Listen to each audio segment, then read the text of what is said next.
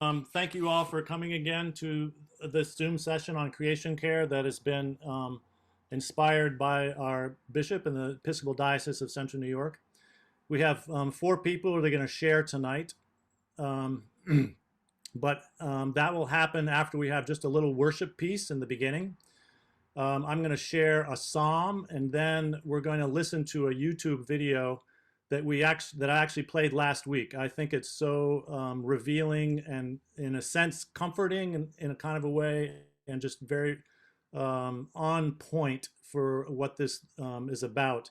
The video begins with words from Pope Francis, who is an instrumental voice in creation care because he produced the encyclical that was called Laudato Si, that is all about creation care and environmental concerns. So you'll see words of his at the beginning, and I encourage you to read those. That they won't go by real fast. You'll have time. And then just a lovely song about the gift of creation. But before we do that, I'd like to read from the Bible, Psalm 148. Praise the Lord. Praise the Lord from the heavens. Praise him in the heights above. Praise him, sun and moon. Praise him, all you shining stars. Praise him, you highest heavens and you waters above the skies. Let them praise the name of the Lord, for at his command they were created, and he established them forever and ever.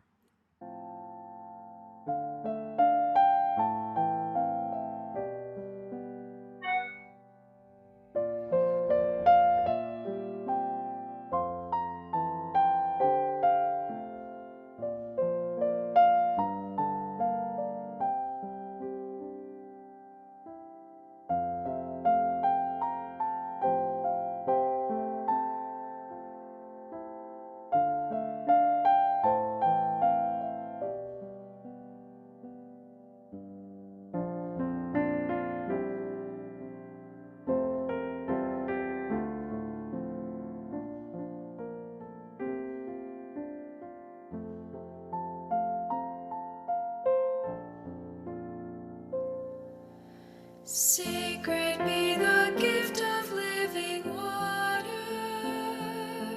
precious be the fruit of every land. Cherished be each creature, holy be each neighbor, blessed be the goodness of God's hand. Sacred be the task of transformation, eager be the heart to understand, tender be the care, ardent be the prayer, urgent be the call of God's command.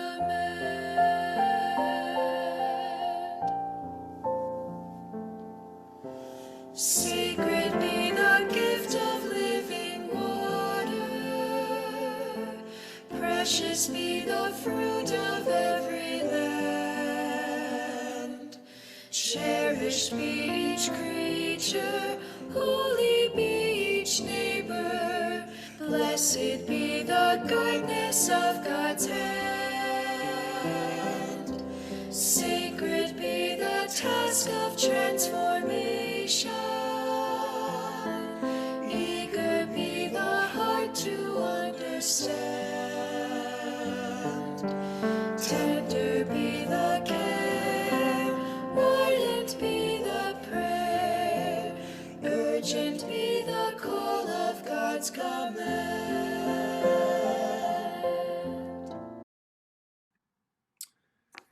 So we're going to begin tonight with Peter Arsenault.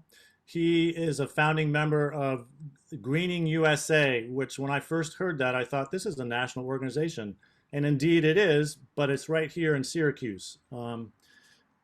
Arsenault is a registered architect, author, speaker, and consultant with a nationwide practice.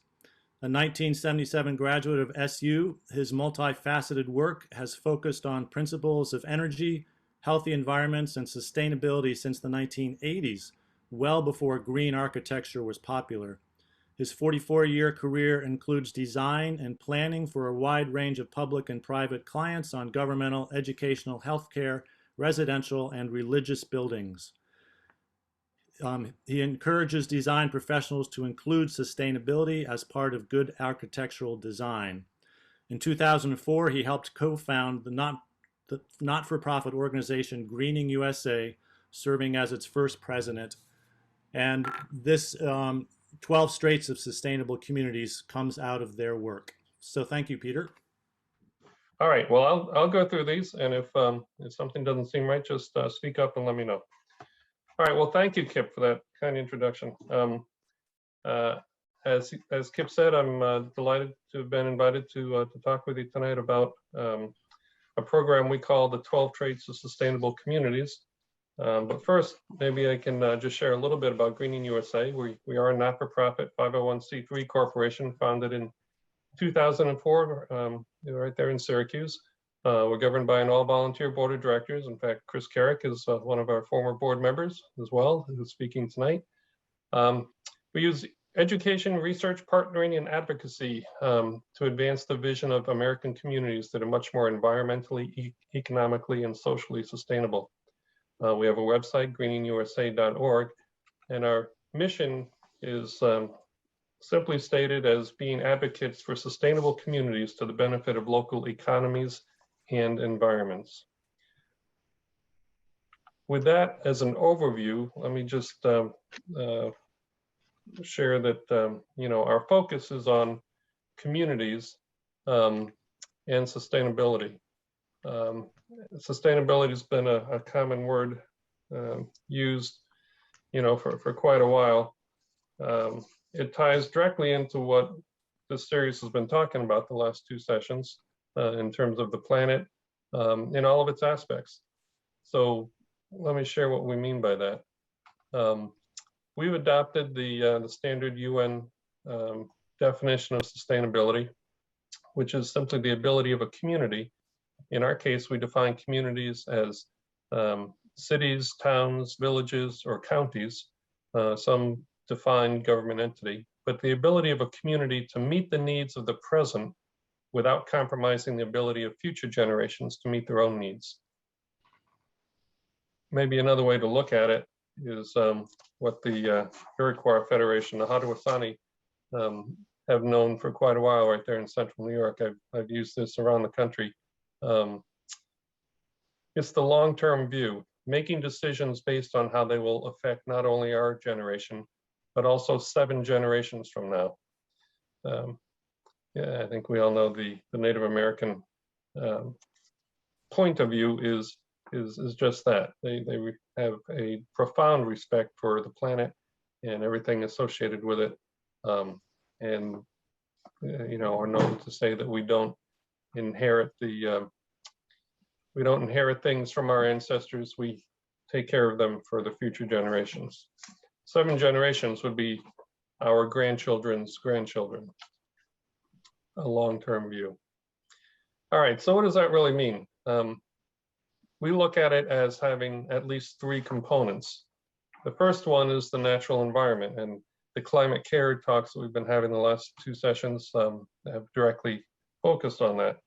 I think it's clear that from many perspectives, people are quite aware that we're at a point in history where the earthly environment is a precious resource, and that it's got a balance that needs to be maintained.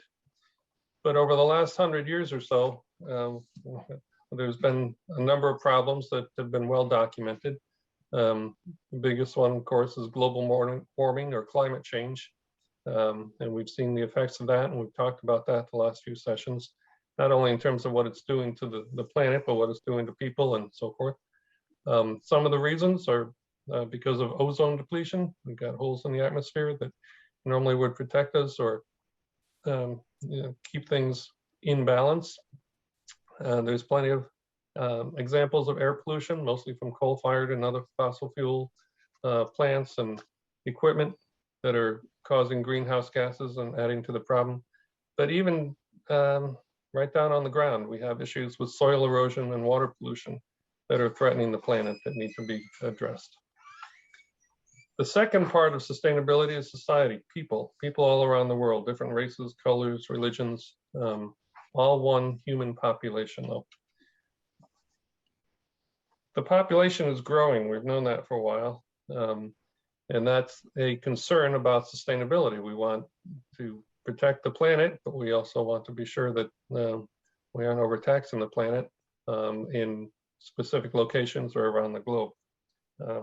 We also want to protect all types of people. We know that from our past discussions that some of the people who are least able to deal with the effects of climate change and global warming are probably some of the most impacted. So there's a society piece of sustainability. The third piece is the economy. And by that, even though we like to look at local economies, it's almost like, very few economies are local anymore. We're all affected by global economic circumstances. So it's a worldwide interrelated economy. Globalization is linking business, currency, exchange rates, such that the local economy anywhere is directly impacted by these. So there have been plenty of books published. One of the best known is The World is Flat by Thomas Friedman, who points out some of the details of that.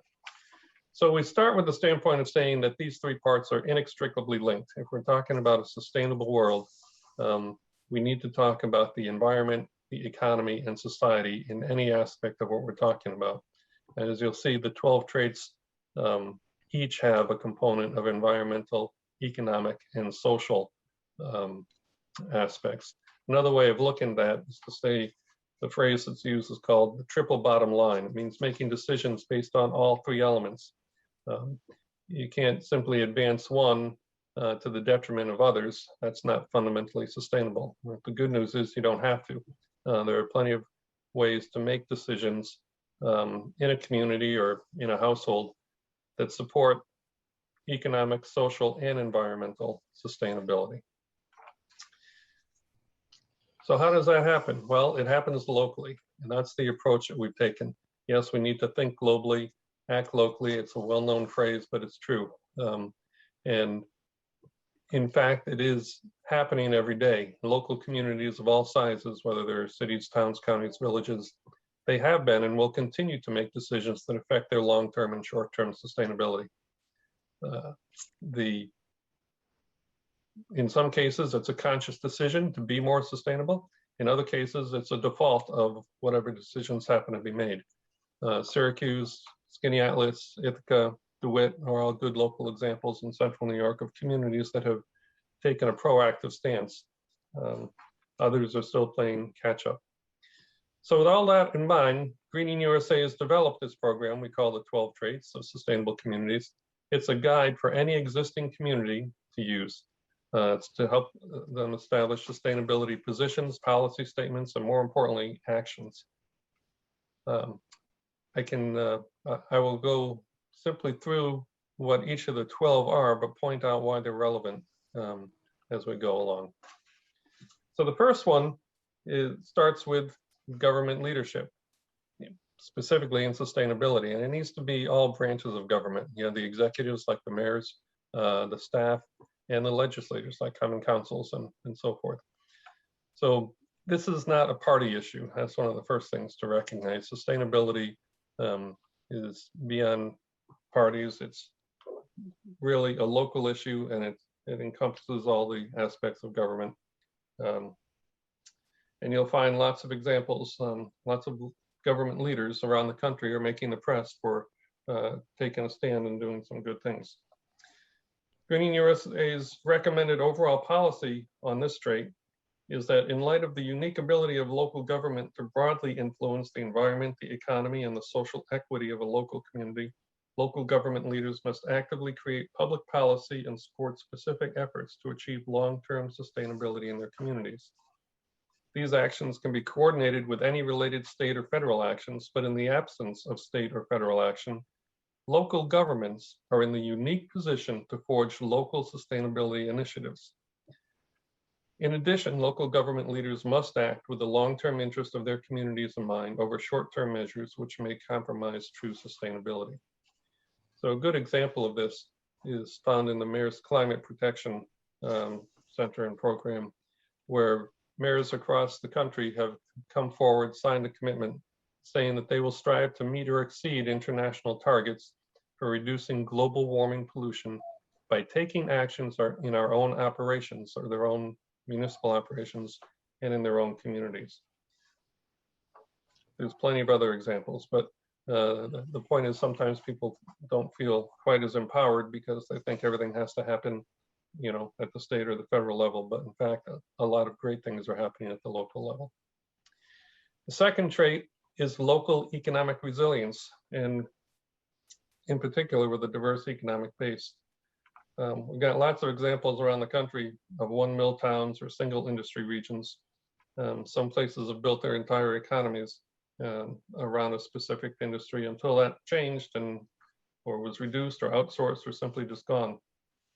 Meanwhile, sustainable communities are looking for diversifying their economic options. They're recognizing that in many cases, people can work from anywhere.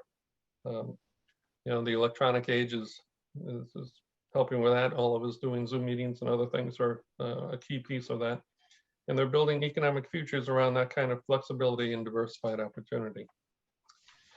So the policy we recommend for this trait is that considering the necessity of local economic diversity, efforts must be supported that introduce a variety of economic activity into the local area while serving local and non-local markets. It's crucial, however, that such activity take place with respect to the environment in terms of minimizing the overall environmental impact of the business operations. We were just talking about what's the impact of all these cloud servers before we started the session tonight. Such economic activity must also address the social equity concerns by offering a range of employment levels and opportunities so that all members of the community can continue to earn a living wage and possess the opportunity for career growth. In short, social equity and the environment do not need to be sacrificed in the interest of a sustainable economy. Rather, all three should support each other. Okay, with government leadership in place and a solid local economy, the third trait to look at is sustainable land use planning and preservation of natural resources. Land use needs to be integrated, balanced, and diversified. Here's an example of a land use plan that's based on restrictive zoning and is not integrated. It's all you see are houses and roads, relying on automobiles to get everywhere. Here's one that's more diversified, where homes are closer together, the surrounding areas, safe for agriculture. There are schools and workplaces nearby. You know, a lot of us like this idea of the contemporary urban village as a place to live, place where you can walk around. So the policy that we promote here is that communities should create, maintain, and adhere to a balanced approach to comprehensive, sustainable land use plans and procedures to guide all land use and development decision-making. The community plan should balance environmental, economic, and social equity objectives. It should also be based on the principles of smart growth, such as multi-use zoning to diversify districts and provide citizens with as many livable resources as possible within reach of public transportation or walking. That ties in directly with our fourth trait. In a sustainable community, we want to be able to have options for how we get around, transportation and mobility. You know, it's been pointed out that America seems to have this ongoing love affair with the automobile. They like to go for Sunday rides and so forth. But how about bike rides as another option? Kip was just saying his annual bike ride around Skaneateles Lake. It's impressive. But if you go into cities, you'll see plenty of cars there too, just different types. But there's usually lots of other options when there's enough capacity for mass transit, you know, denser areas. Truly sustainable communities recognize that these other ways of getting around are not only desirable, but they can be efficient, convenient, and some cases even romanticized. Our policy here is that a transportation system must be in place that balances multiple public and private mobility options to residents and visitors. This system should meet the needs of vehicular, pedestrian, and non-motorized vehicle, meaning bicycle traffic, while offering and including public, private, and mass transit options suitable to the community's needs.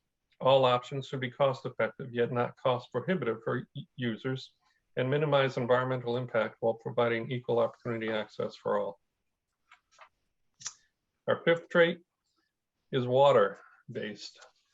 Every community needs water for life, and there are infrastructure systems in place in virtually every community for it. Problem is, in a lot of cases, those infrastructure systems have been around for a long time. They're outdated and causing problems such as pollution, soil erosion, water degradation, and other things. Communities that are addressing this need are installing new, more modern systems and updating their infrastructure to make them more sustainable, not only now, but well into the future. Our policy here is that intentional, proactive planning and implementation measures to protect the quality and quantity of water in local natural resources and use it efficiently must be put in place. Similarly, the updating of wastewater systems, including the installation of natural green infrastructure measures that reduce the need for storm drainage, should be advanced. These measures should apply to all public and private water-related systems so that safe drinking water and protected natural areas are accessible to everyone in the community. Okay, we have land use, we've got the economy, we've got the government, we've got water. Obviously, the next thing we're going to do is build some buildings. And more importantly, green buildings and housing that are environmentally and energy responsive are a trait of a sustainable community. You know, for many communities throughout history, sustainability was the only option. You know, there was no other choice. Igloos were built, and still are built, recognizing that snow serves as a great means of insulation. It tends to be a lot warmer inside an igloo than outside, even though we might find it a little chilly by today's standards. Pueblos in the Southwest America understood that they could use the mass of the earth to regulate temperatures. Teepees, while they're portable, use great natural ventilation. Didn't need fans or anything. They had figured out a system to get air to move up and through it so that it would carry smoke out or just keep things ventilated when they needed.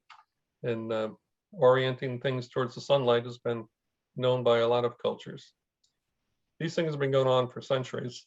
And the good news is that architects and engineers and other designers are incorporating a lot of these same principles into modern buildings to make the buildings much more sustainable, need less energy, be more fun and more enjoyable to be in, be healthier all the way around. So the recommended policy here is to support all efforts that strive to help building owners, designers, and builders recognize the multiple positive attributes of green buildings.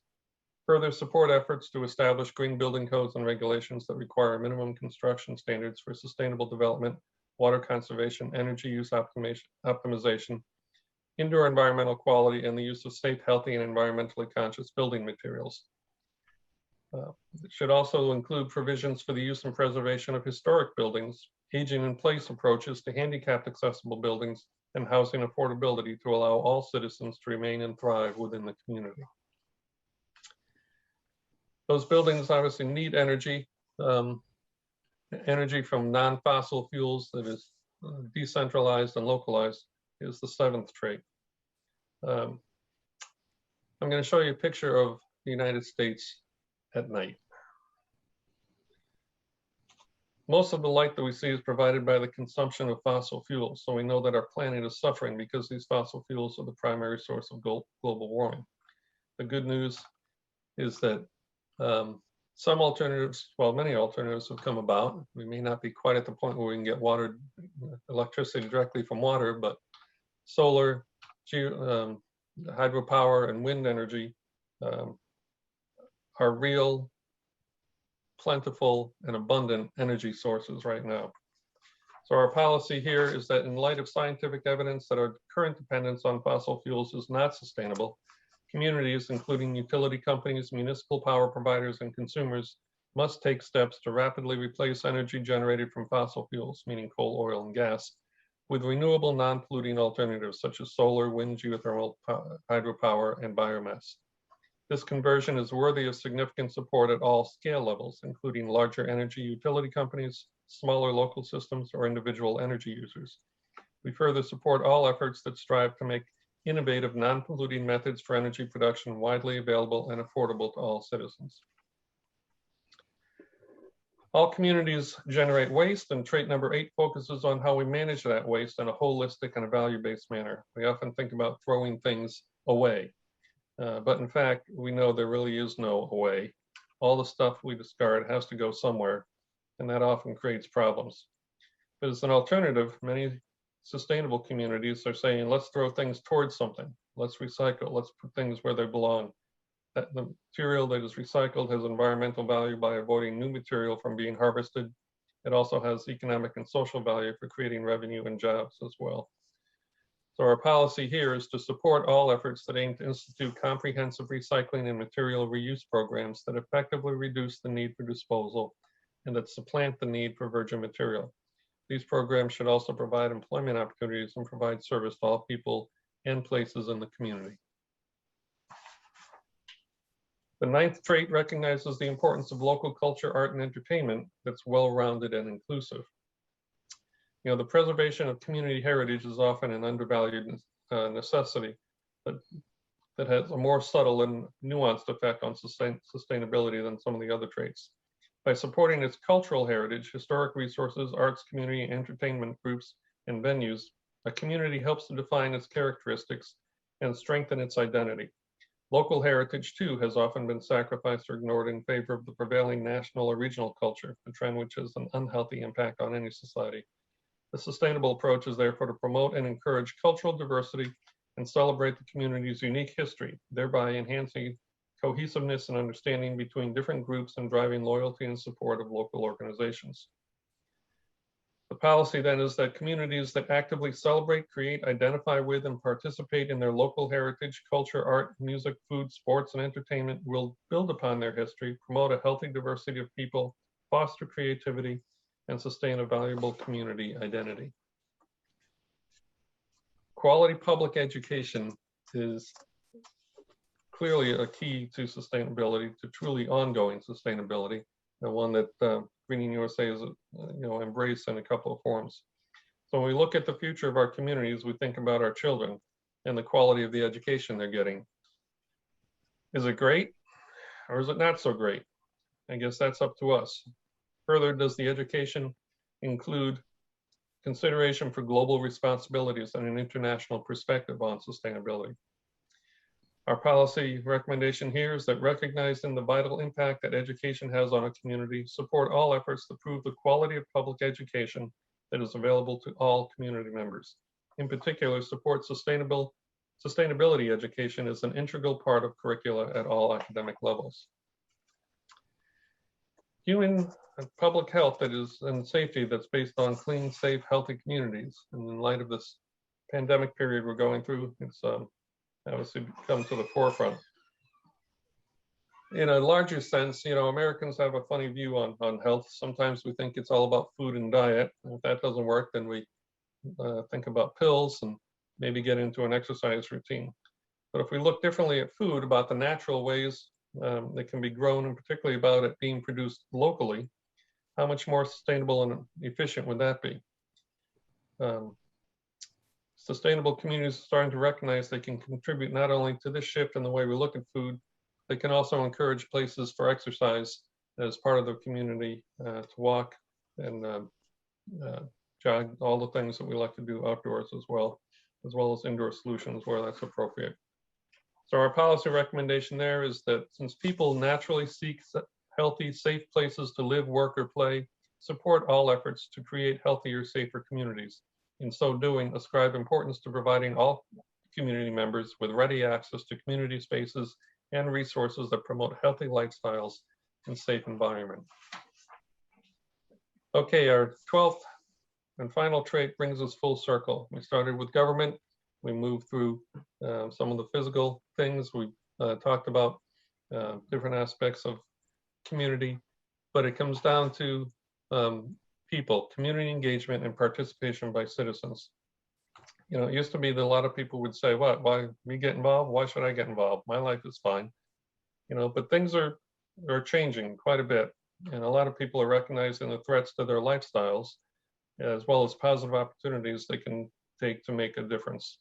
So citizens at the grassroots, local level are coming together and focusing on real, sustainable, and green issues. I think some of the other speakers are going to talk about some exciting things that are going on in their organizations related to that. So our overall policy for this trait is that we encourage the governments foster opportunities, create incentives, and motivate all citizens to participate in the governmental, environmental, economic, and social affairs of the community in order to help create a fully engaged, long-term sustainable community. Okay, that was the whirlwind tour. I guess it's a good thing it's being recorded if you wanted to go back and look at any of those closer, or you can download for free off of our website the publication that will go through and explain not only the general policies that I read to you, but some specific policies under each of the 12 traits that can be considered or looked at, picked up by one organization or another and used to go forward. Our ultimate destination is for a more sustainable country and world where the environment, the economy, and the society of everyone in all local communities thrive. Where we go from here, whether or not we get there, is entirely up to us. So I appreciate the time to present this to you. If you'd like to participate or for more information, you can go to our website. We are a member-based organization. I think it's like $45 a year, about the same as being a member of something like the Sierra Club. We welcome your participation and membership. Otherwise, thank you very much. Thank you, Peter. I appreciate your time. If you have questions for Peter, we're going to have a question and answer time after all three other speakers speak. So Ben, if you want to pull up your slides. The next speaker is going to be Ben Coerper. He happens to be my son. It was going to be Lou Lego, who some of you know of. He's the owner and chief farmer at Elderberry Pond Restaurant in Skaneateles. He unfortunately had some surgery just the last couple of weeks, and so he is recovering from that. My son Ben is the only organic livestock farmer in Rhode Island, and they share very similar ideas about how to raise both crops and animals in a sustainable way. A lot of people don't think you can do that with animals, and Ben, I think, is going to show you that it's very possible. After a 2-year-long debilitating illness was finally diagnosed as food sensitivities, Ben realized the health ramifications of the quality of the food he was eating. This led him to a 15-year journey illuminating the array of agricultural methods and their effects on the nutritional value of food, as well as their effects on the environment. Ben and his wife Rachel started Wild Harmony Farm to produce the highest quality meats using methods that honor the lives of their animals and nourish the land they grow on. They are currently experimenting with several production methods aimed at sequestering carbon into the soils. Their farm motto is healthy land, healthy animals, healthy people. Thank you, Ben. Thanks, Dad. Can you hear me all right? Yes. You can see everything? All right. Well, yeah, I want to thank the Diocese of Central New York first for having this conversation. I think this is just such an important conversation to be having right now. And I think, Peter, you set the stage very well. I'm hoping to be able to weave in how regenerative farming fits into the 12 trait scenario that you've laid out for us. So just, yeah, briefly, my wife and I run Wild Harmony Farm in Rhode Island, and we are certified organic, and we are also practicing regenerative farming practices. We raise 100% grass-fed beef and certified organic pork, chicken, eggs, and turkey. And I want to jump right into what regenerative farming is. I'm guessing it's a little bit less well known of a term than organic farming or sustainable farming, which you've probably heard before. And I view those, organic and sustainable, more as how do we aim at doing less harm than the conventional system? How it's just, sustainable, the word itself implies that we're just trying to keep things the way that they are. And regenerative really takes it a step further, whereas, so we're recognizing that the agricultural system has already done damage. And so regenerative is laying out methods that are going to reverse the damage that has been done. So what damage are we talking about? Probably one of the most common you've heard of is all of the greenhouse gas emissions from various parts of the agricultural industry. And this diagram shows a few of the different ways that agriculture currently is contributing to that. There's a lot of negative talk about cow farts and burps, and yes, that is a part of it, but there's also a lot of other issues having to do with greenhouse gas emissions. Peter mentioned there's been really significant erosion, topsoil loss, but because of the management practices of conventional agriculture. As a result of that, we're seeing major water quality issues. This is a aerial photo of the dead zone in the Gulf of Mexico, where all of the synthetic fertilizers are coming down the Mississippi River and choking out life in the ocean there. We're seeing major loss of habitats, endangered and extinct species. And there's just the damage to human health of the systems that we've been using, both from chemical exposure and the lack of nutrients in the food that is being grown conventionally. So I want to back up a little bit to 7th grade life science class and talk about photosynthesis, because this kind of sets the stage for what we're trying to do with regenerative agriculture. The needs of a plant to grow are water, the H2O, carbon dioxide, which is the CO2, sunlight, and the minerals that are in the soil. The carbon dioxide is breathed in by the plants, oxygen is breathed back out, and the carbon that's left over from that joins with the water, the H2O, and forms sugar, or glucose. The C6H12O6 is a sugar in the plants, like a carbohydrate. It's a type of a carbohydrate, and that's energy. And so you might think of that in terms of what it is you're eating. If it's a tomato or an apple, like that, that's where that is coming from. But there's also what this diagram doesn't show that I think is actually more significant for regenerative farming and how it plays into all of this, is that a lot of those sugars go down into the roots. When the plant is grazed or cut back, the plant uses these stored carbohydrates in the roots to help it regrow. As the carbohydrates are used up, the roots die back, and microbes in the soil help break down the dead roots, thereby leaving the carbon, the leftover carbon, underground. And that in and of itself is nature's form of carbon sequestration. So the best thing that we can do is manage the system to maximize plant growth. This is turning atmospheric carbon into topsoil. The more topsoil we have, the better water holding capacity. So there's going to be less erosion and less of a need for water in order to grow the crops.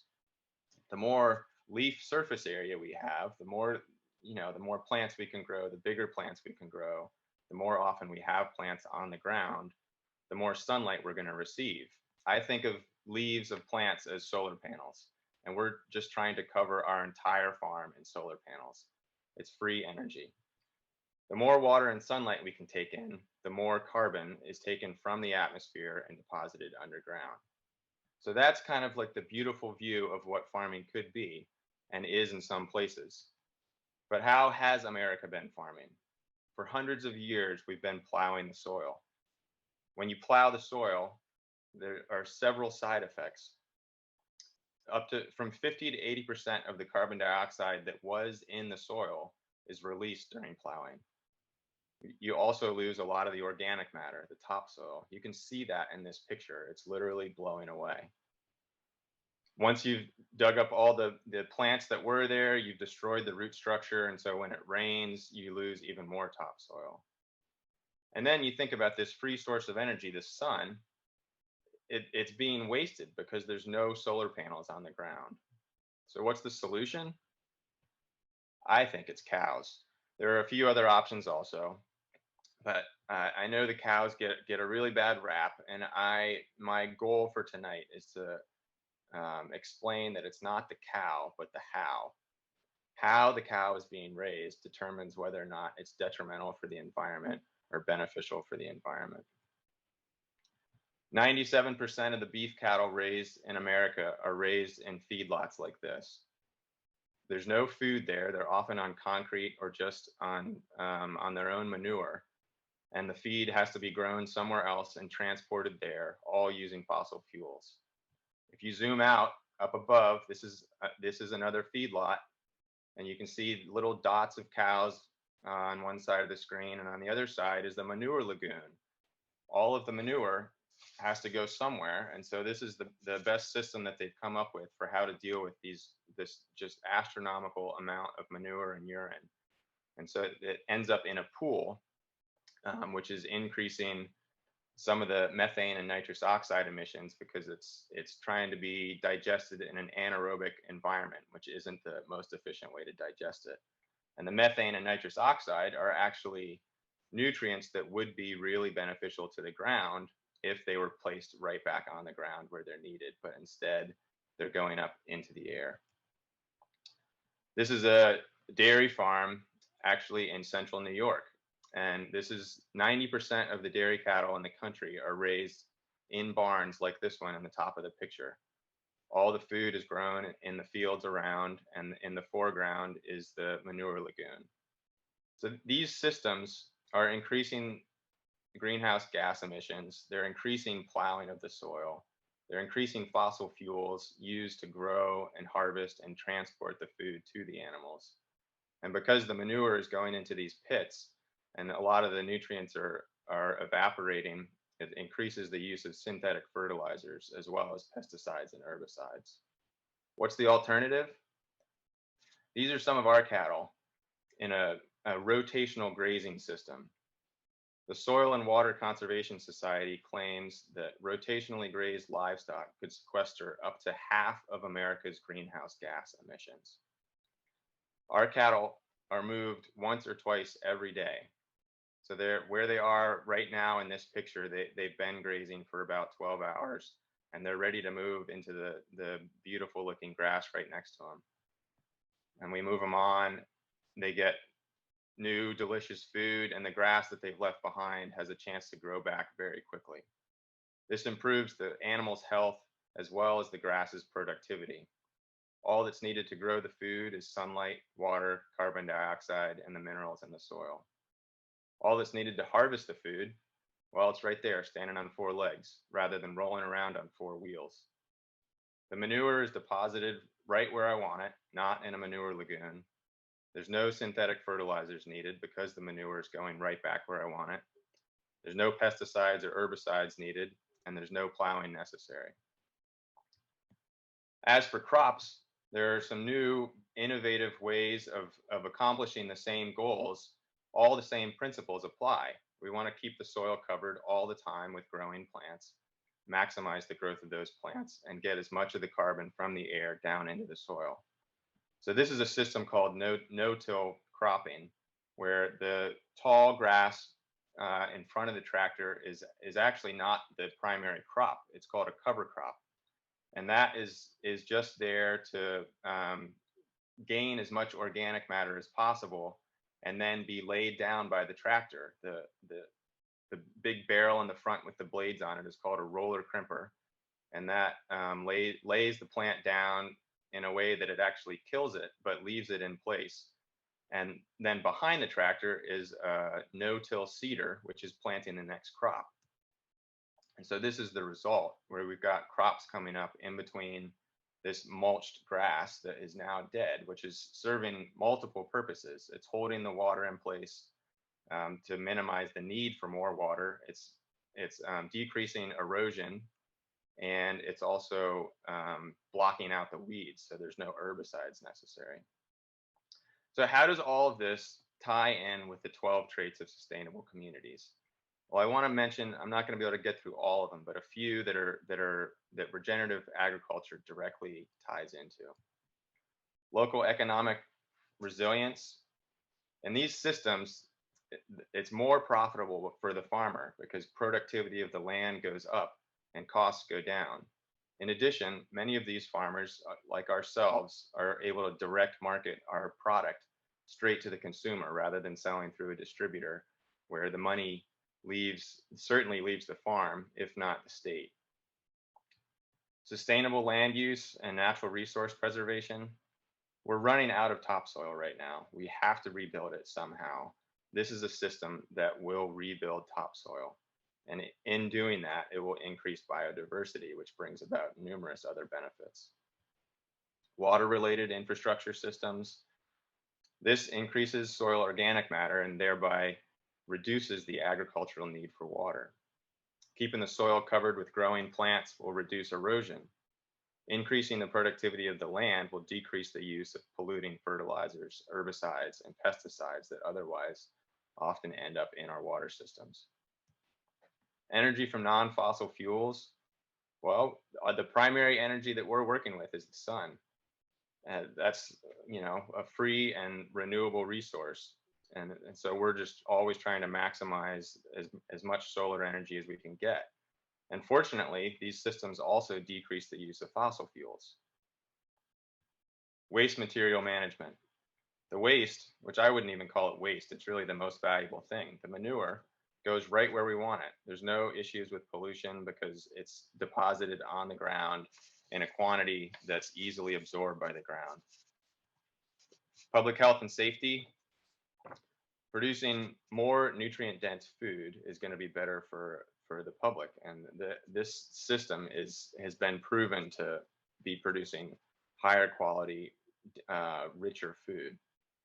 We're improving air and water quality and decreasing exposure to harmful chemicals. And community engagement. This type of farming requires more hands, more brains, so it creates more jobs. It also is appealing to the public. People want to come see what we're doing. So we have volunteer work days and school field trips and workshops for other local farmers. So how can you support a regenerative farming system? You vote 3 times every day for the farming system that you want to see in America. Every time you eat, you're putting money towards the system that you're buying from. So support no-till farming. There are no-till farmers at your local farmers market. Support regenerative livestock farms.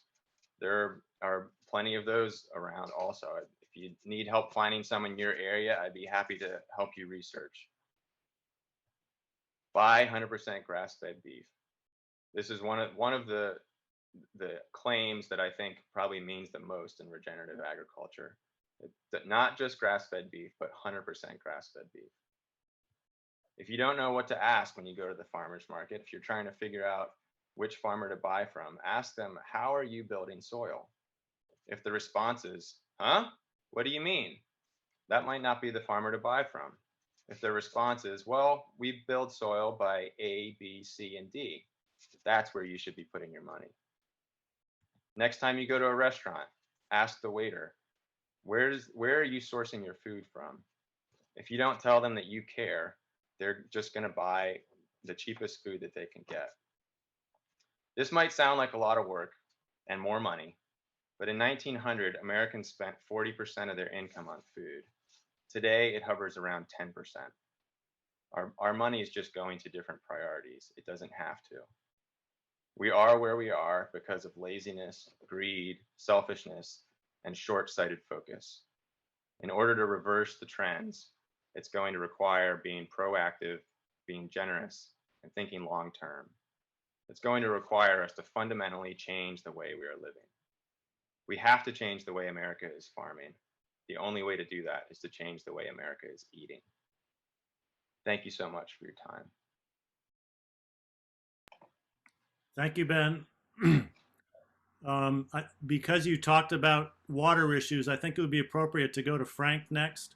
So Frank, I think you'll give us a little bit of time on Skaneateles Lake, and then Chris will follow up with you afterwards. That works. Let me give a little bio. Okay. Skaneateles Lake Association Executive Director Frank Moses joined the effort in protecting the lake in May of 2019.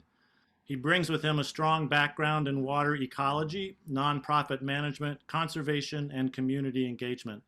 Frank has been instrumental in advancing SLA's mission through its key program areas in invasive species prevention and management, watershed-wide community collaboration, environmental education, and addressing harmful algae blooms through research and data-driven decision-making associated with implementation of the Skaneateles Lake watershed improvement projects. Thank you, Frank.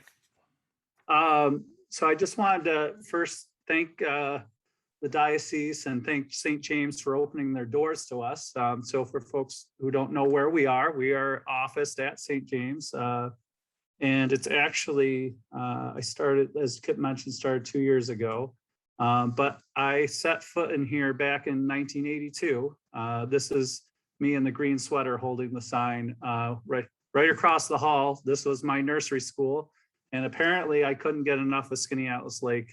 So here, it's been a great homecoming, really being here to literally keep an eye on the lake as we try and work against different threats. And I did want to remark about a wonderful champion to the lake and a great steward to the lake, Dr. Robert Werner, who was a professor at ESF, but also on our board. Bob passed away earlier this year, but while I attended some of his memorial services, it just was a good reminder and inspiration to remember about our natural resources, where Bob, hearing from his family members about having finding a slice of heaven on earth, and then caring for where you are and passing that on to future generations. And I think Peter mentioned that when he talked about the Haudenosaunee and that long-term view, and that's where I think about Skaneateles Lake and any of our natural resources to be really treated as a gem. And if you look at different definitions, of one I like regarding a gem is that something from the earth that we polish and care for and give to loved ones to adorn. And that's how I think about the environment and more specifically Skaneateles Lake. And that's really our moral, I think it's our moral responsibility to leave things just as good, if not better, and not to see these threats that we have on our lake be a threat to the quality of life that we leave for our next generations. I'm a dad. I've got a 4.5-year-old son and a 9-month-old, and it's certainly really impacted perspective on what we're leaving and taking it close to heart. So this is our mission, but I just wanted to break down and some of these parallels, some of these threats are parallel with other lakes, but and I'm learning how much climate change is really involved in all of this. But what I've noted is that there's 3 main threats to our lake, and that's the invasive species, climate change. Certainly we're talking a lot of this evening and through these series. This is just from this past summer. You can see we had 2 major rain events that were marked up as 200-year storm events, where they flooded out the different points. And you can see the sediment loading, if you can see the brown and then the blue, and that we've looked at these a lot of the nutrient loading.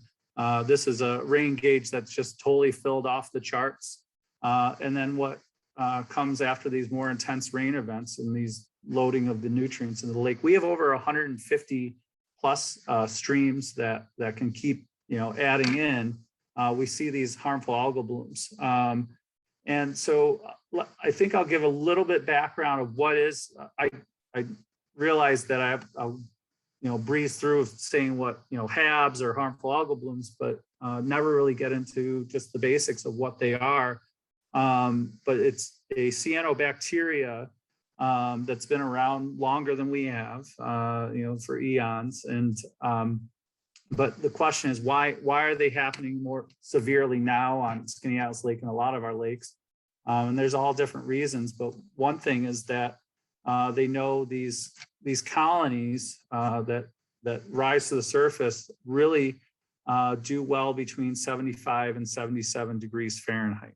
That's when they're optimal. So as we see a warmer climate, warmer waters, we see these algal blooms moving forward. And the main concern with them is also that the specific cyanobacteria microcystis, which are these, the specific species of them, is they can produce a toxin known as microcystin, which is a known liver toxin.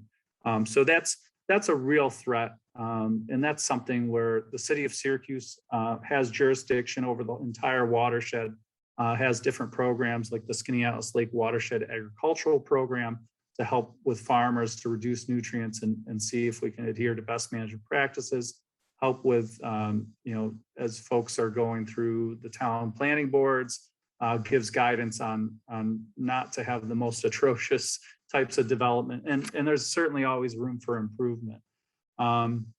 So we're very blessed to have some protections, but need certainly more. I guess what I was going to say is that Skaneateles Lake is a major drinking water source for all of city of Syracuse and other the village of Skaneateles and other municipalities like Jordan, Elbridge, and in between. So protecting the waters and the threats to the water is and also folks draw from the water, right into their homes as well, and that's a quality of life component too. That's more of just the water levels. Another threat is our community activities. The invasive species, climate change, and then the decisions we make on how we treat our homes. This is an example of someone who wanted to cut down the trees. I've got their home. I didn't want to indicate who it was, but their home was up here, and they decided to clear cut all of the trees between their homes just so they could have a unbroken view shed. And this is what resulted on a steep bank where you lost the roots of the trees, and they couldn't help protect the bank, and the bank failed, and all these nutrients went into the water. So these are real threats we're facing, and this is the result. So we're talking about a lot of solutions for climate change, but also how are we dealing with the issue at the end of the pipe a bit. So this is kind of what the Skaneateles Lake Association is trying to do. First, we have to have a good understanding of the problem and try and garner different data sets that can help us direct where resources can go and prioritize so we can get the biggest bang for our buck in the biggest problem areas. So we have citizen scientists that collect stream samples, and we take the samples into the lab at Syracuse University with Charlie Driscoll's helping us out there. We're working with Bloom Optics, which is from an engineering firm, where when we get a right type of rain event, we want to be able to do what they call multispectral analysis of the sediment that's loading in at different streams. ESF, there's Dr. Bahram Salehi is looking at different satellites. They're called shoebox satellites because of their size, but seeing how we can get satellite imagery to better understand where more loading's going on. We're also going through what's called a 9-element plan. I won't list all the elements, but it's basically something through a program through the Environmental Protection Agency that the New York State's Department of Environmental Conservation is overseeing for different lakes. It's going through a process of having a plan to improve the lake. And it's been taking a while. So we're just trying to see what we can come up with in the interim and in conjunction to try and implement some good strategies to help support the lake. All this map with all these dots, this is when Dr. Chris Schultz from Syracuse University and Charlie Driscoll started doing core sampling. And these are all the different transects to get a better sense of where, here's an example of the core sampling to look at what's already in the lake and seeing, and these are flux chambers to see how the nutrients that are already in the lake, how they're getting mobilized into the water column. We're seeing that these invasive zebra and quagga mussels, these little little clams are helping change the solubility of nutrients and make it basically more yummy for these algal blooms. So getting a better sense of that. And then this is the precipitation station where nutrients can actually come into our atmosphere and come down back into the watershed through the rain.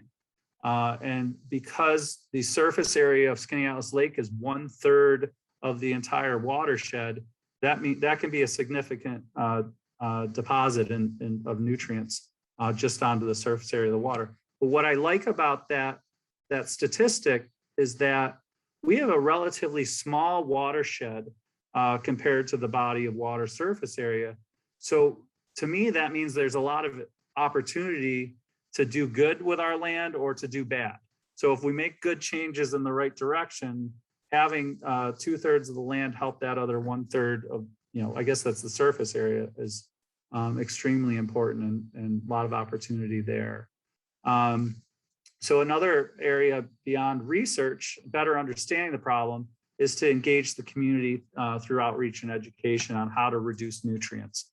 I'm working on some design outlay. A lot of the content is ready. We're just getting some of our images and things for the design layout to have a guide to lake-friendly living that we want to distribute to the community of anybody who lives, works, or plays in the watershed, of what choices we can make to help improve the watershed.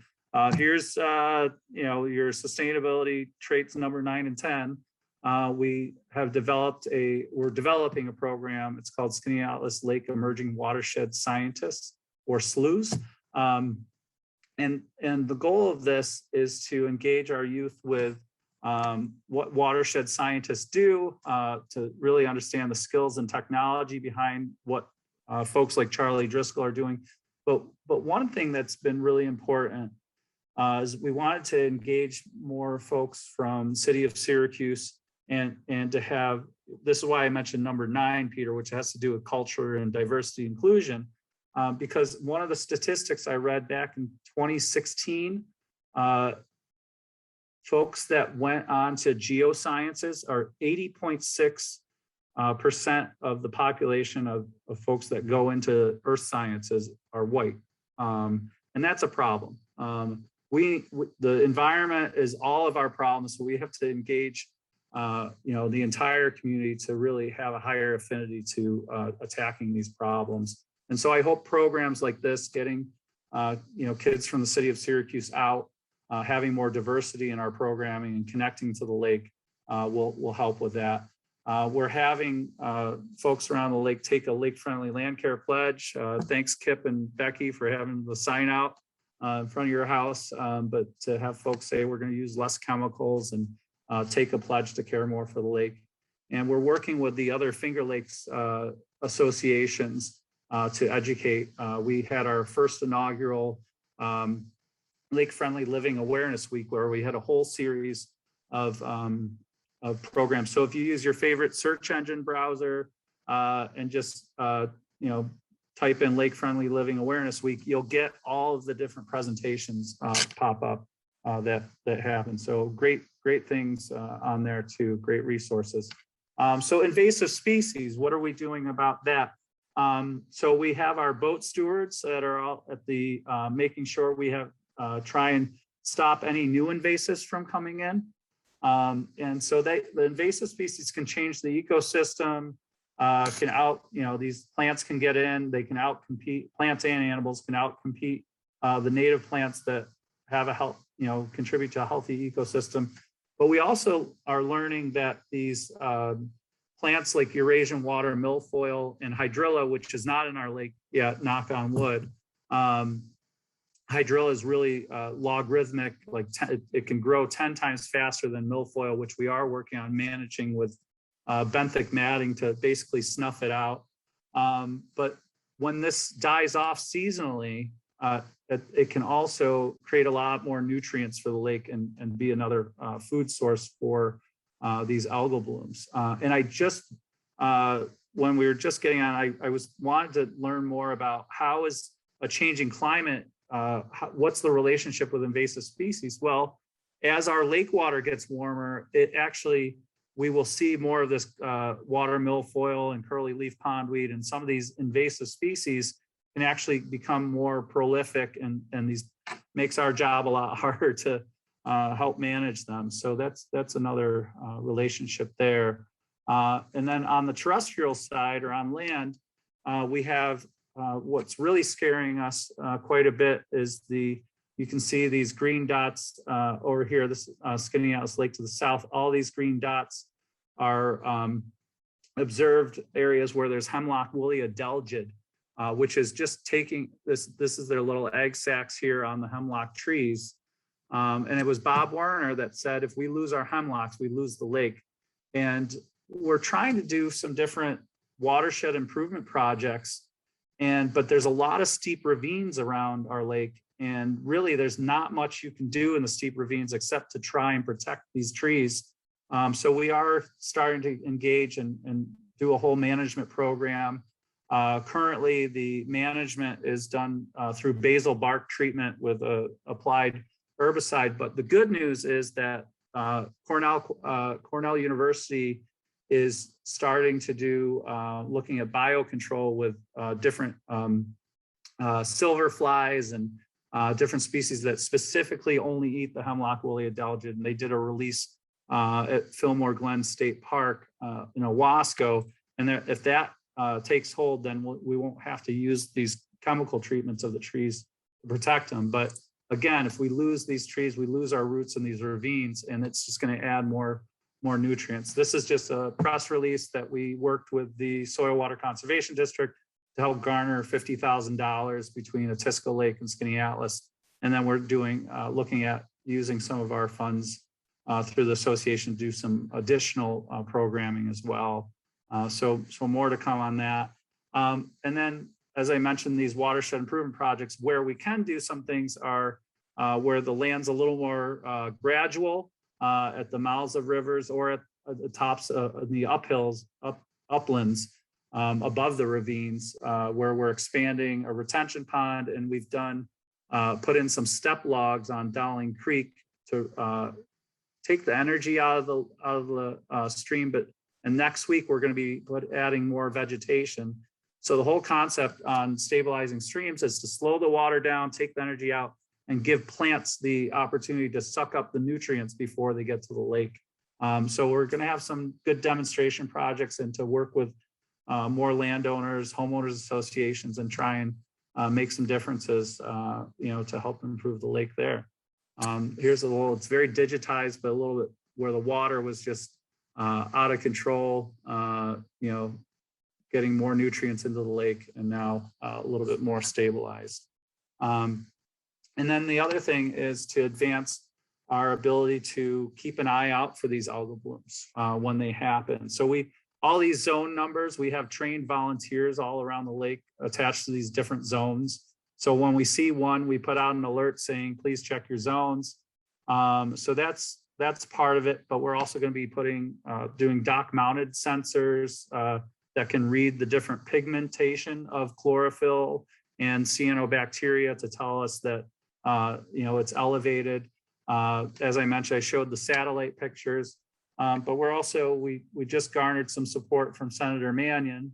This is your sustainable, #1, but this is talking with your elected officials to see what we can do. But this is dealing with the problem after it happens, and looking at how we can mitigate the problem a bit with a couple pilot projects that we should have up and running next year. So that'll be moving along. And I guess these last two slides is really that while we are a pretty robust organization doing a lot of great work, we can't do it by ourselves. We have to tap into all of our community governments around us, and then also all these organizations that are growing, then some. But we really can't do it on our own. Even if we had all the resources, all our pistons were firing, everybody was working well together in this watershed, it's still not enough for the threats we have. We still have to go for state and federal and look for more resources to take care of really all these 150 plus streams and reducing these nutrients and also seeing what can be done with the nutrients that are already in the lake to see if we can stop the cycle of these algal blooms, and to keep our invasives and keep our lake as best preserved as we can. I hope I didn't go over my time, but that's about it. Thank you, Frank, so much. Opportunity. We may not have a lot of time for questions, so Frank and Ben, could you make a point of putting your information in the chat? And then if people have specific questions, they can email you or send stuff to you. Sure. Our last speaker is Chris Carrick. He leads the energy program for the Central New York Regional Planning and Development Board, a public agency that serves Cayuga, Cortland, Madison, Onondaga, and Oswego counties. In that capacity, he provides technical assistance to communities for energy planning and project development. Chris received his master's degree in community development from the University of California, Davis, and was a Fulbright Scholar as a doctoral student in city and regional planning at Cornell University. He has over 25 years of planning experience. Thank you, Chris. Thank you so much for the opportunity to speak tonight. I'm always excited to speak to groups like this. I personally believe that people of faith have a very important role to play in this sustainability transition that we're all trying to make. So I really appreciate the opportunity. I titled my talk, Making Sustainability Real. And I've shown this photograph, this image on the title slide, because I think it encapsulates really this transition that I mentioned that we're all striving towards. So what we see here is a house that's heated and cooled with ground source or geothermal heat pumps. You see an electric car that's plugged in, and you see the whole house powered with a combination perhaps of solar and wind power. And for me, this really just boils it down to what we're trying to achieve. And I'll get into that as we go along. Just a quick word, the Regional Planning Board is a public agency created in 1966. We serve the 5 counties. Our energy program was established about 13 years ago, and we do a variety of things. We do a lot of work with municipalities, since that's our main constituency, to do energy planning and project development. But we also do quite a lot of public education and outreach, events like this evening, and some of the campaigns that we've done in the past, like Solarize and our current Heat Smart CNY campaign, which is helping folks to make that switch to fossil fuel free heating and cooling. I'll talk about in a moment. Great. Okay, this shows the breakdown of greenhouse gas emissions, both on the state level and here in Central New York. The main takeaways from this is that the largest sources of greenhouse gas emissions that cause climate change, both for Central New York and for New York State, are transportation and the way we heat and cool our buildings. So in Central New York, transportation is 43%. For the state, it's 34%. For heating and cooling our buildings, it's the orange slice, 27%. For statewide, it's 32%. We performed a greenhouse gas inventory a number of years ago as part of our Vision CNY Regional Sustainability Plan, and found that on average per person, we are emitting about 12.5 metric tons of CO2 per year. Now that compares to about 22.5 metric tons on average for the United States as a whole.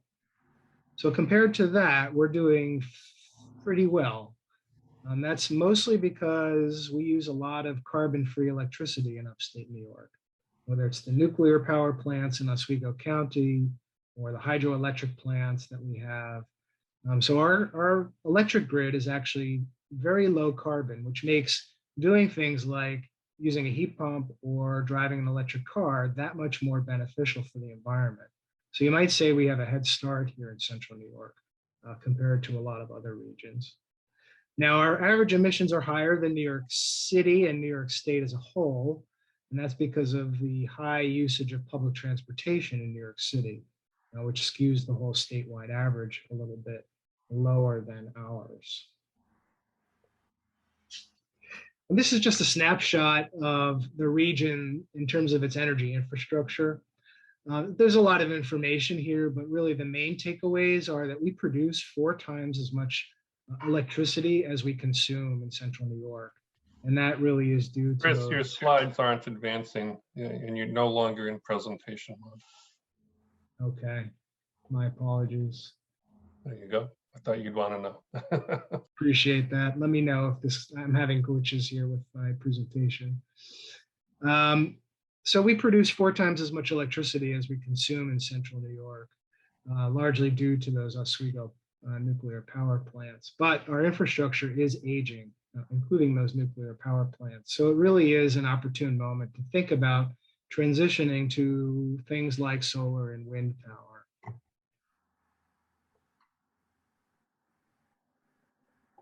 When we look at how we're doing as a state overall, we have reduced our greenhouse gas emissions quite substantially,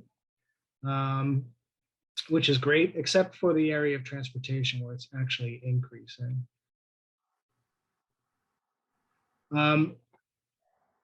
Just as folks may have on this call may have done a carbon footprint of their own using some sort of online calculator tool, our agency does greenhouse gas inventories for entire communities. Hopefully you're seeing this chart here, which shows the carbon emissions for various communities throughout central New York in terms of metric tons of CO2, how much electricity is consumed per person on average, and how much energy for heating and cooling on average. What you can see here is that communities like Auburn and DeWitt, where there's still a fairly heavy industrial presence, have higher electricity and heating loads, as you might expect. And that skews their average emissions higher than the regional average. Even communities like Skaneateles, where you have a municipal electric utility and a lot of folks use electricity to heat their homes, use more electricity on average than the region. What we do at the planning board is work with local governments. As I said, that's our main constituency, but governments really have an important role to play, as Peter noted. They are stewards of infrastructure and taxpayer resources. They play a role in investment and development of their communities and financing. Obviously, they're an important regulator, especially of land use in New York State. They're also very key facilitators, as Frank showed. Even a very robust nonprofit organization like SLA needs to work closely with its municipal partners. And municipalities can play an important education role too, in terms of setting an example and walking the talk for constituents in the community. One way that we play this role is through NYSERDA's Clean Energy Communities program, which encourages municipalities to take a variety of high impact actions that are listed here. All through the state, there's almost 650 participating communities and 368 designated communities. I'm proud to say here in central New York, we have over 50 designated communities. So we're doing quite well. You can see a lot of participation here in our 5 counties, which is terrific. Here's a listing of all the central New York clean energy communities. And they're accomplishing a variety of exciting projects, whether it's solar in the town of Richland, heat pumps in the village of Pulaski, geothermal in the Hamilton town garage, or upgrades to the village of Manoa wastewater treatment plant. These projects have used NYSERDA grants earned by becoming designated clean energy communities to make energy improvements to their facilities. One area that's really become quite popular is upgrading streetlights to LEDs. And I know that the town of Skaneateles has worked on this. You can see a number of communities, really over 1/3 of our communities throughout central New York have made the switch. This is a terrific way to reduce not only light pollution, but also electricity and associated carbon emissions. Municipalities are also stepping up to buy electric vehicles and install electric vehicle charging stations. You can see a number of examples here on the map and in the photographs. And this is a move, I think, that sends a very strong signal to the broader community that electric vehicles are practical and cost effective. We're working with a number of municipalities, including the town of Skaneateles, to develop solar farms on their property. The town of Skaneateles transfer station project is underway. The town of Elbridge landfill, the city of Auburn landfill, County will be breaking ground in the coming months, and a number of other projects soon to follow thereafter. This is an exciting way for us to use underutilized or brownfield properties and preserve productive farmland by directing solar development to such opportunities. There's another program that DEC sponsors called Climate Smart Communities. It's a little bit more comprehensive in that it touches on more than energy to deal with many of the 12 traits that Peter described. And we have worked with a number of communities throughout the region to adopt the Climate Smart Pledge as well. And we've created climate action plans and greenhouse gas inventories for a number of municipalities. But I do want to switch attention to what folks can do in their individual lives. And again, using this image as sort of a touchstone, really the main points are, efficiency and conservation are always what we should think of first. The kilowatt or the BTU that we don't consume is the cheapest and the easiest to achieve. Then I would say switching to heat pumps if you can to heat and cool your homes would be a great next step.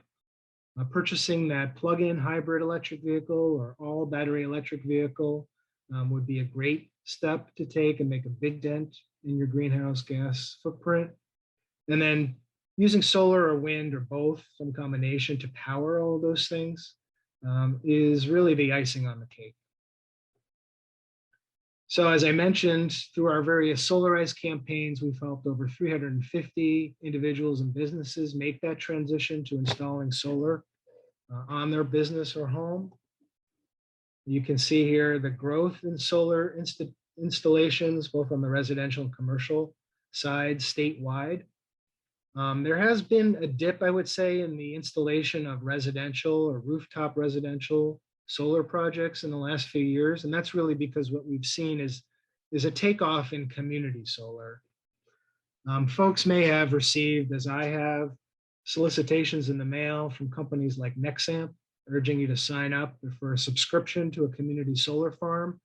This is a great way for renters or folks who have shady roofs or folks who don't want to invest upfront to buy their own panels to participate in solar energy and encourage this transition to solar energy for the whole state. So I recommend you look into that. Electric vehicles, there are more models coming online. By my last count, there were over 40 different models available here in the United States, with more coming on all of the time. Folks may have heard of the Ford F-150 Lightning pickup truck, which has record-breaking pre-orders, which is a very exciting entry into that part of the marketplace. And these, again, can be very cost-effective and practical vehicles, I would say. I personally have a plug-in hybrid, so when I take longer trips, I just use the hybrid. But for my daily drives, which is most of my driving, I'm only using my battery.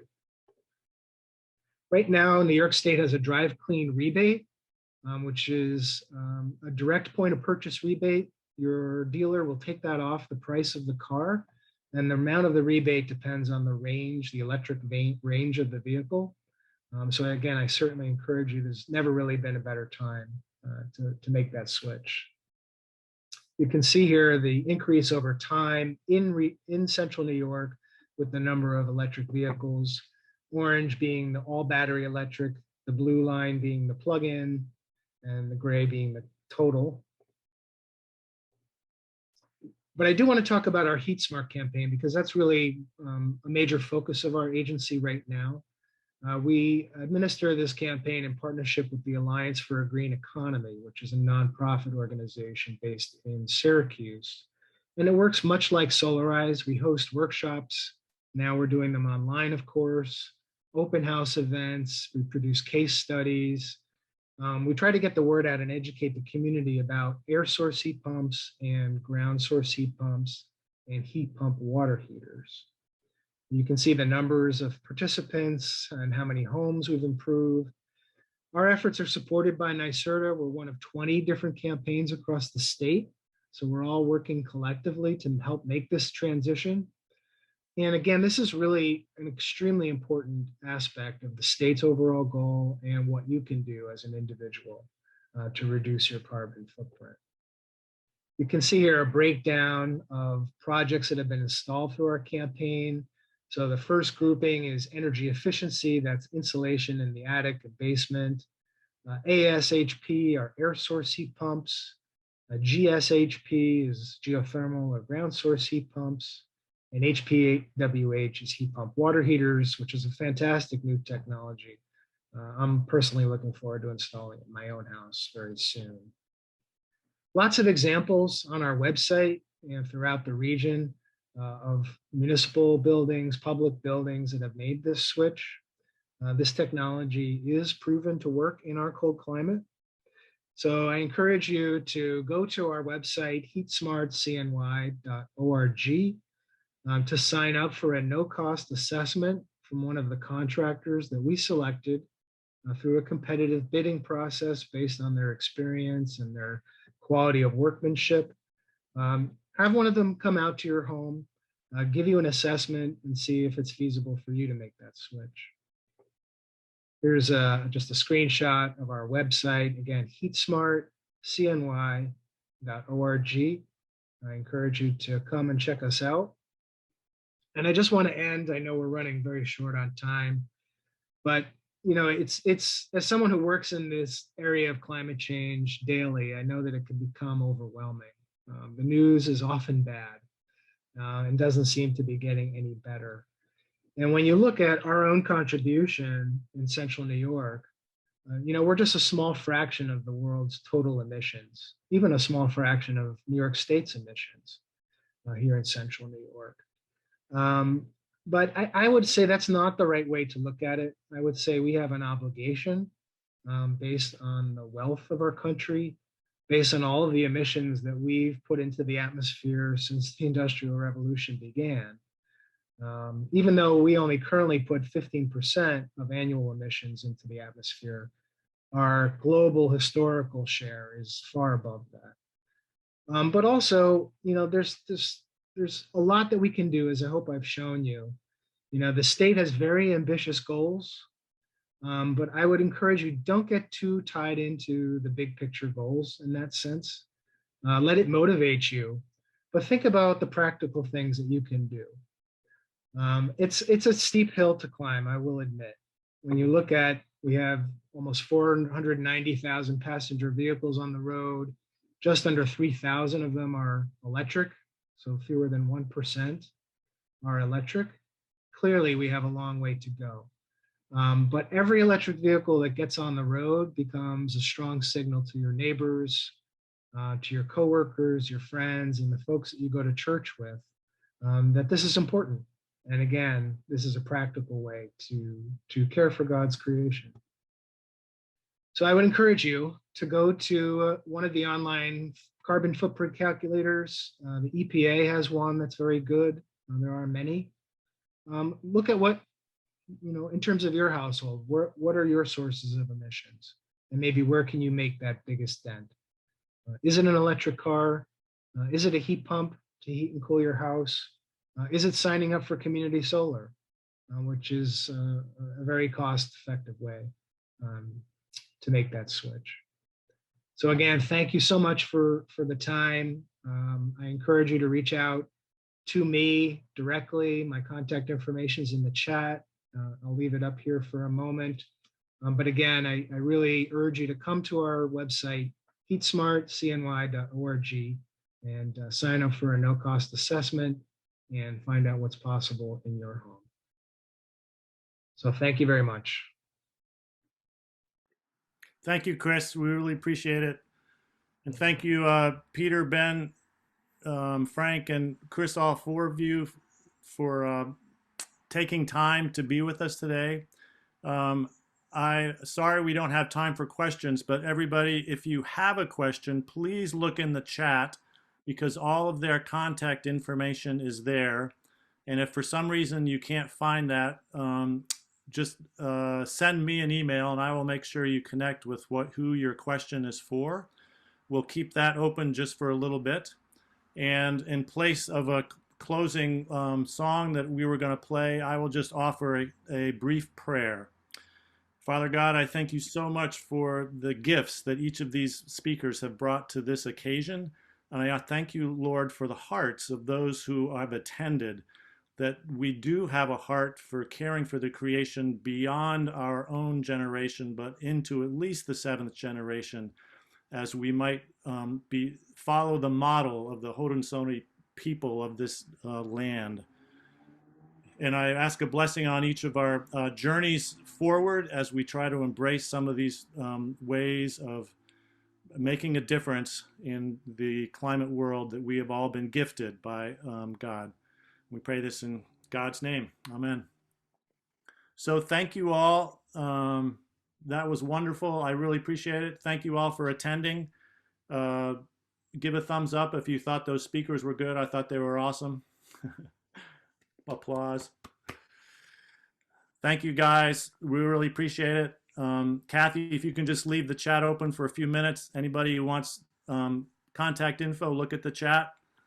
And we'll look forward to seeing you all some other time for something else, I hope.